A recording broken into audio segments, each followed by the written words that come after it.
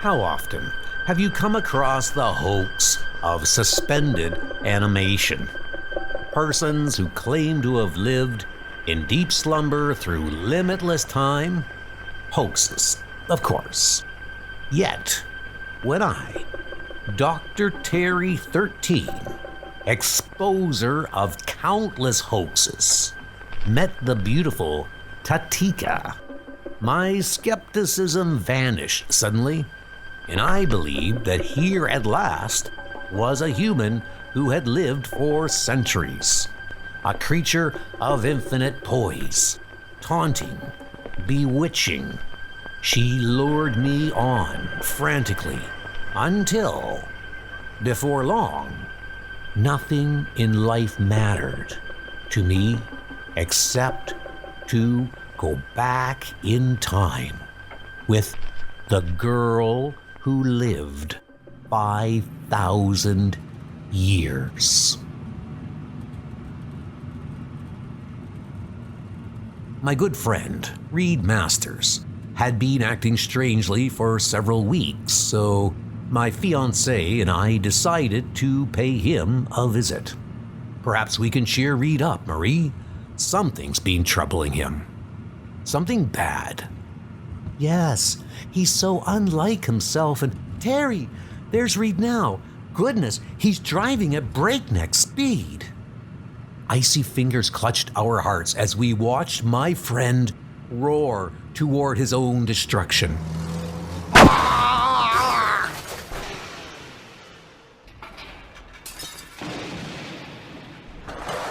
No, Reed, no! Oh, Terry! Life was rapidly ebbing from Reed's broken body when I finally reached him. Marie, call the emergency hospital. Why, Reed? Why did you do this thing? Don't go, Marie. I'm done for. Wouldn't want to live even if I could. Life is nothing without her. Nothing. Terry, I've got to tell you. It all began 3 weeks ago at dark, foreboding Lamson Manor. Hey, Desmond, Paul, you two must have gotten the same note as I did.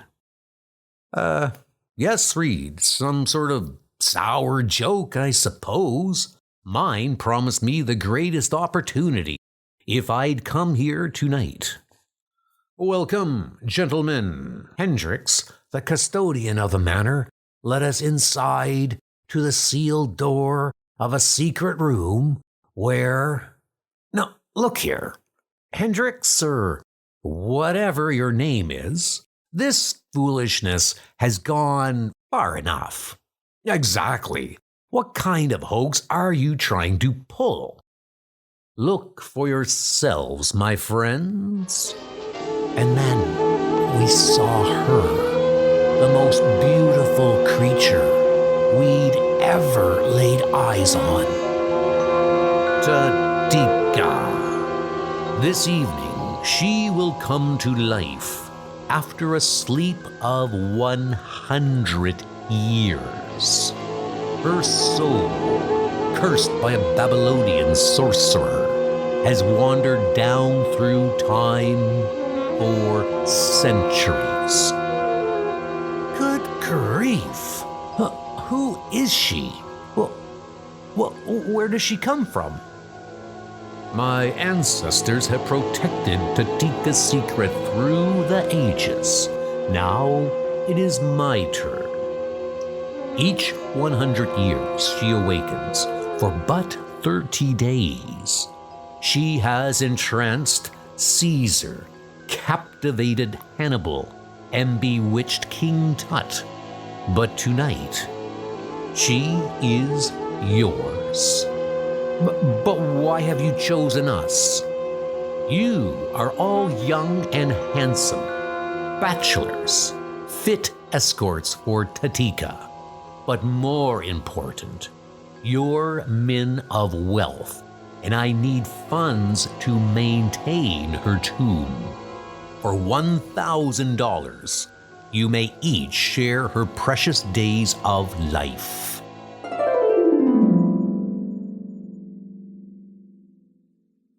We didn't really believe Hendrix. It was like some sort of weird, exciting game, but we played it.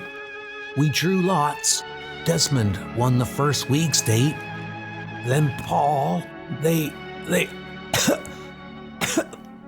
Yes, I read the newspapers, Reed. They committed suicide within a week of each other. But you? What happened to you? Like the others, I showered her with money and jewels, but she was too beautiful. The wisdom and romance of 5,000 years rolled into one. When my week ended, I couldn't bear for her to die for another 100 years again. So long, Terry. He's gone. Oh, no. Next day, I visited Lamson Manor, grimly determined to expose this vicious scheme that had ruined my best friend and taken 3 lives. Yeah, that's right, Mr. Hendricks. After my friend died a violent, accidental death, I couldn't sleep for want of knowing Tatika.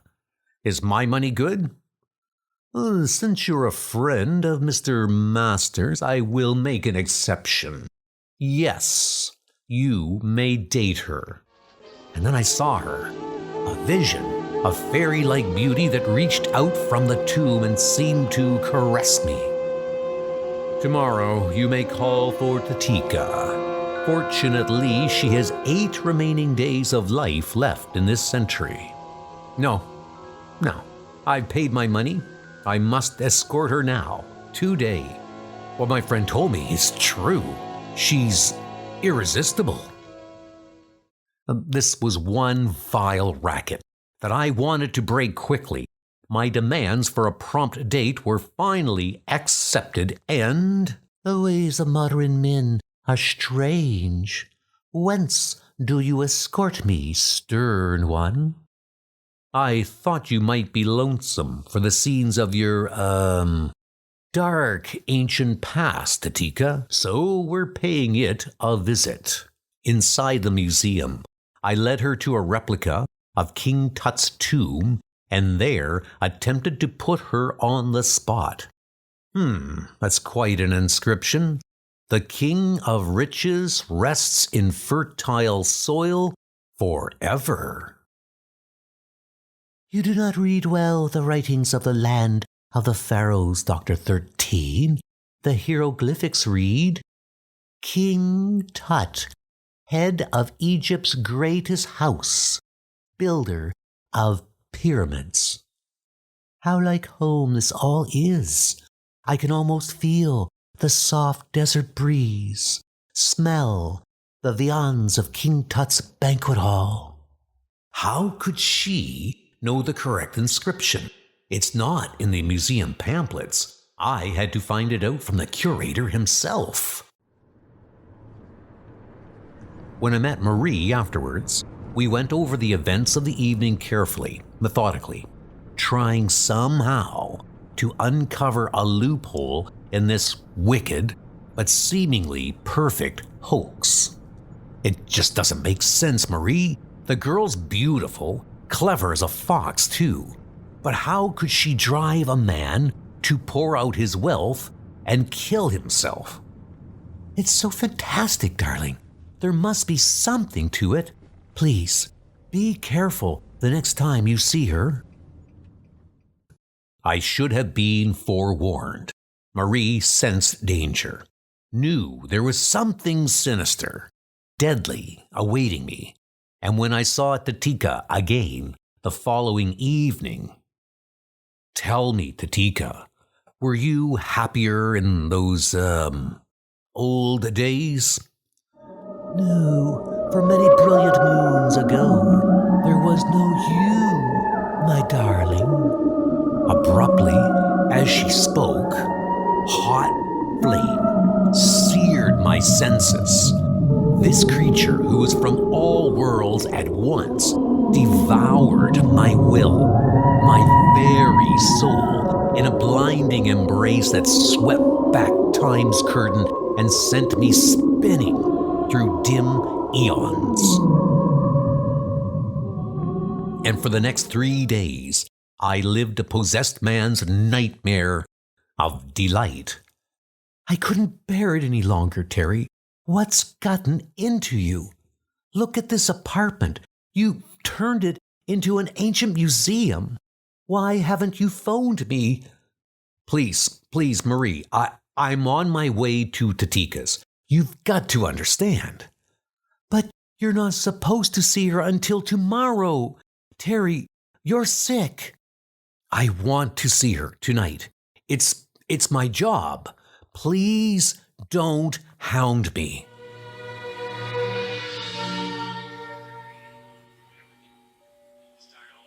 Tatika was nervous when I arrived without warning that evening. She hurried me into the garden where... Terry, you should not have come. Tomorrow is our date and, oh dear, a run in my hose. See what you've done. Tomorrow is forever, Tatika. I couldn't wait. Again, her spell slipped over me like a warm, smothering wave. You must not be impatient, darling. The moons of time are many. You mustn't leave me, Tatika, ever. Promise me you'll never return to that everlasting sleep again. Just then, as if through an evil mist, I saw a figure move in the manor window. Tatika saw it too, and she became frantic. Go now, Terry. I will see you tomorrow. Hurry, please. Yes, Tatika, tomorrow. Hours later, when my head finally cleared, I tried to get hold of myself. Me of all people, the great ghost breaker, under the spell of a 5,000-year-old woman. What's come over me? Where's my scientific brain now? Why does she make me wither like this carnation that was so fresh only 2 hours ago? Yes, that's it. I'm withering under her spell. That seems to mean something. But what? Too confused to figure it out now. Must call Marie. Maybe she can help me. Look, Marie, I'm not responsible for my actions. But perhaps if we had a talk tonight, there's something I must speak to you about. Of course, dear. I'll come right away. Together, we went over every detail of my last visit with Tatika, and next day found me once again heading for Lamson Manor. One more day to be with her, 24 hours. Tatika was waiting, ready to slip into my arms. I've sold some property, Tatika, and with the money I bought you the finest gems available. Please, let me see them, Terry. Suddenly, as I opened my packet of stones, beautiful, bright as the African sun. Terry, give up that creature from beyond the grave. Come home with me. No, get out, Marie. Leave me with Tatika. But she'll leave you. She'll go back where you can never follow her. No, I won't let her return. Come, Tatika. Together, we'll return to your world.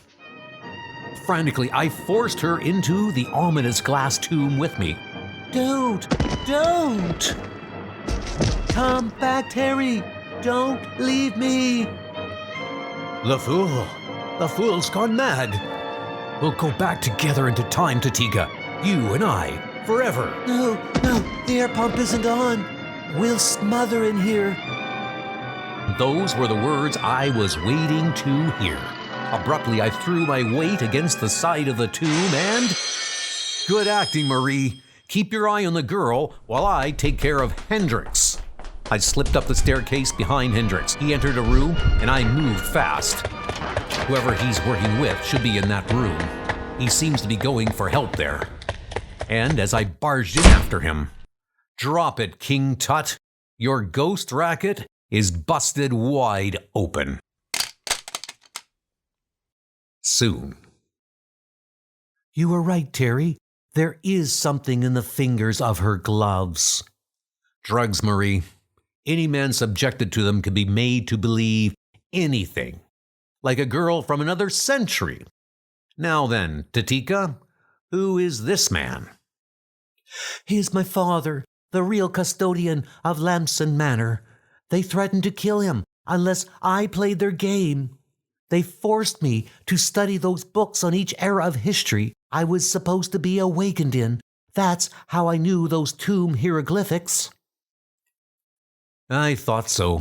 Hendrix kidnapped your father and used you to drug wealthy playboys out of their money.